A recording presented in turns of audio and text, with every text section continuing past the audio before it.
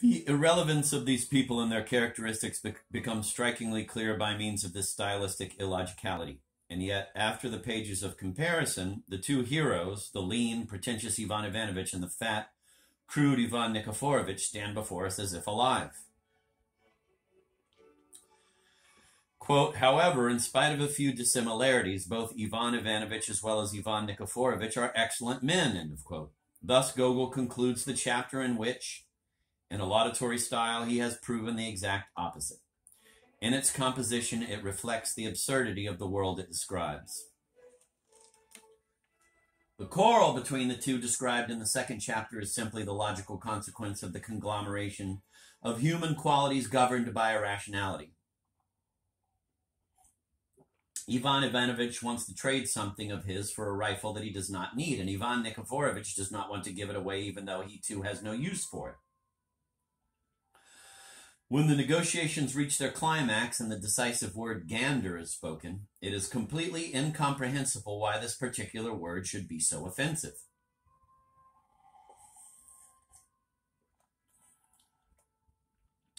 But the weightiest consequences result from this bit of nonsense. Agafya Fedoseyevna, a woman under whose power Ivan Nikiforovich has fallen in an obscure yet imaginable manner, interferes and stirs up mutual hate.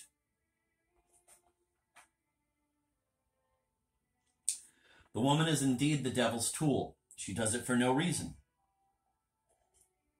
The reversals of fortune springing from this hatred, up to the point of Ivan Ivanovich's destruction of the goose pen, are regretfully described by the allegedly thunderstruck author.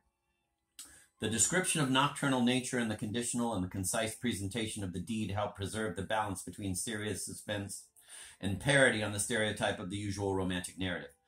The subsequent description of the city of Mirgorod is a stylistic achievement on Gogol's part, and solemn, elevated language and absolutely trivial subject is described, and thereby its unimportance is revealed with striking clarity. Let me reread that last sentence. The subsequent description of the city of Mirgorod is a stylistic achievement on Gogol's part. In solemn, elevated language, an absolutely trivial subject is described, and thereby its unimportance is revealed with striking clarity.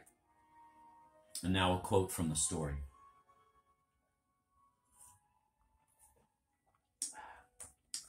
A wonderful city is Mirgorod. What buildings one can find in it, under straw roofs and under cane roofs and even under wooden roofs. To the right a street, to the left a street, everywhere an excellent wicker fence, hops twine around it, pots hanging on it. Behind it, sunflowers stick out their sun-shaped heads, the poppy gleams red, big pumpkins are glimpsed. What splendor!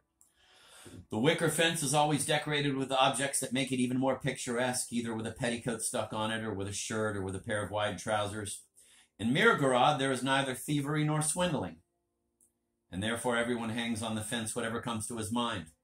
When you approach the main square, you will certainly stop for some time to enjoy the view. A puddle is situated there, an astonishing puddle, as unique as you have ever had an opportunity to see.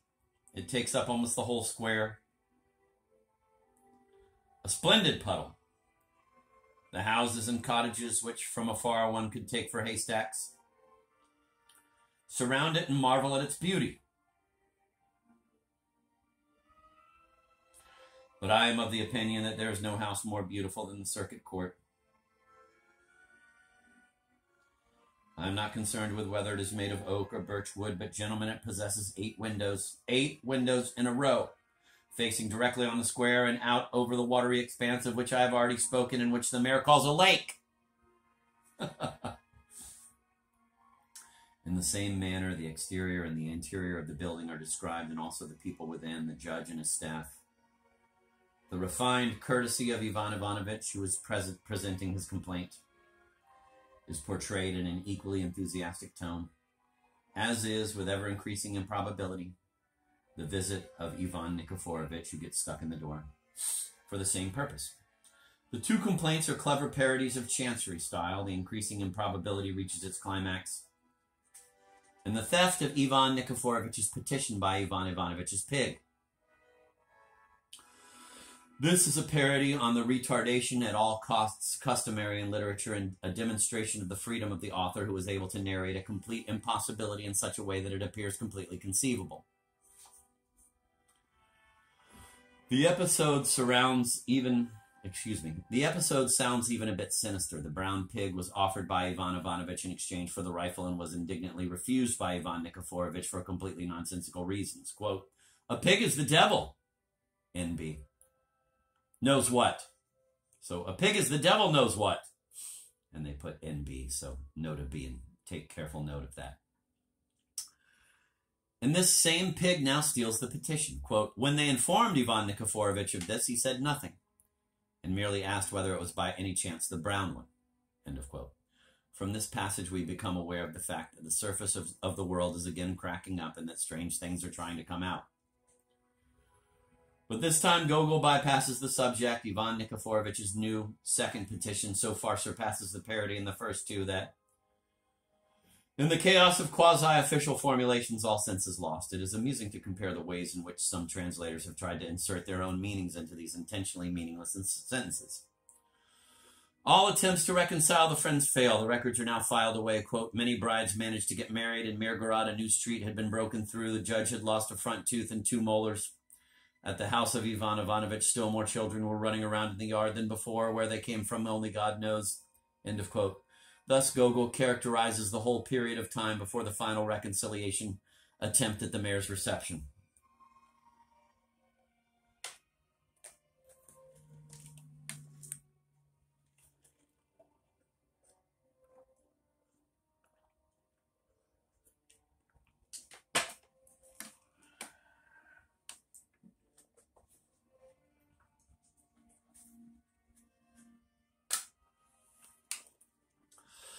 This assemblage, as Gogol calls it, is described in enthusiastic tones, interrupted by exclamations of delight, even though the things described are very commonplace, indeed even alarmingly commonplace.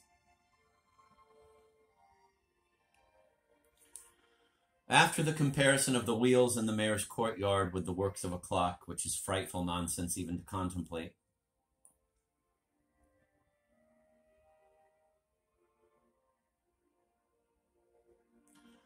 the delighted enumeration of the arriving guests begins, wherein names are mentioned which are completely strange to the reader and which never appear again.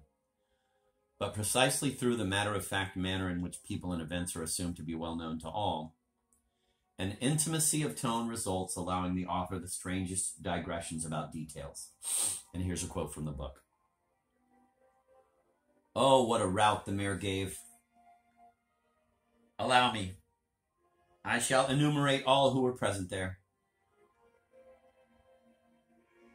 Taras Tarasovich, Yevpol Akinofovich, Yevtikievich, Ivan Ivanovich, not the Ivan Ivanovich, but another, Sava Gavrilovich, our Ivan Ivanovich, Yeliferi Yeliferievich, Makar Nazarovich, Foma Grigorievich." I can't go on. My powers fail. My hand is weary from writing. And how many ladies were there?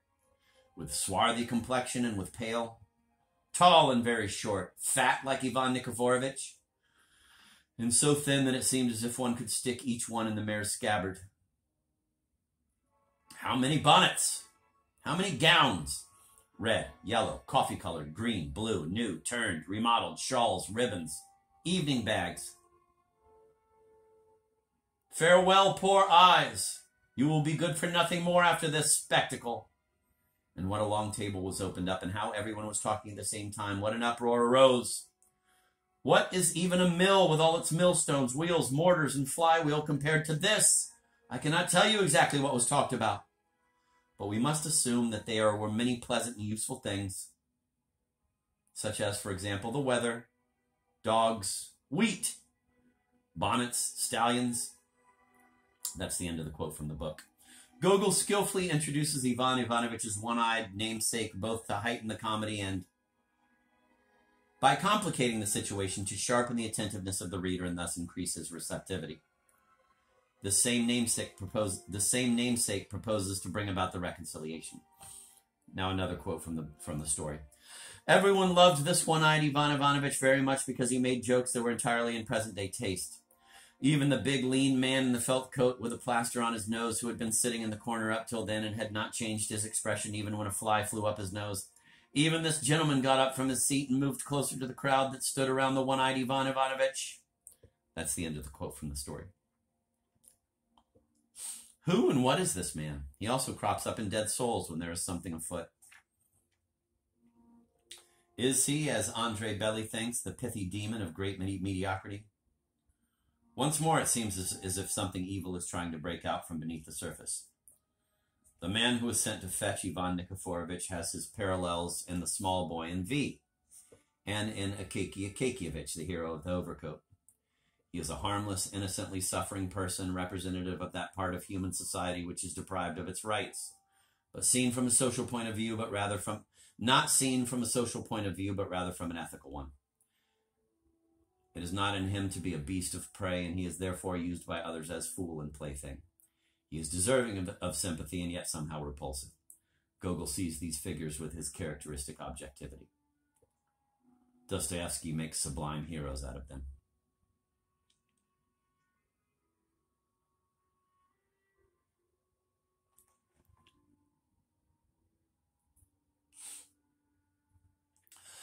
The invitation scene draws its comic effects from the messenger's untrue sworn promises. The meal with the exotic-sounding Ukrainian dishes is described negatively. Gogol carefully enumerates what he purportedly does not want even to mention, and has an abundance of culinary products parade by.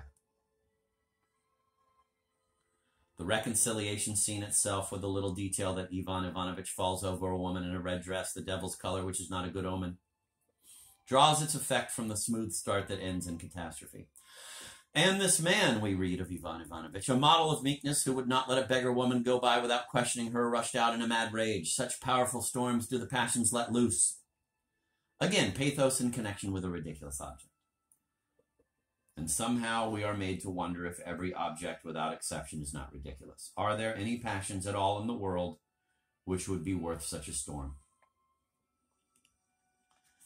The connection of the gander with the solemnly pathetic, but all is lost, suddenly causes the whole world to appear absurd. Therein lies a radical change in tone.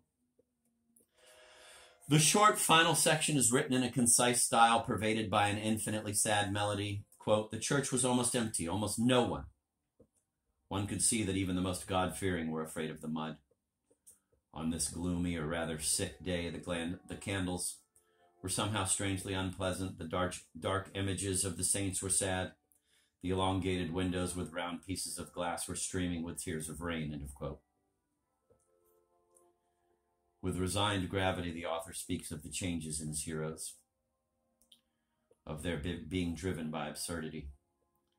It's tedious in this world, my friends. In this world, apparently so colorful, so full of light.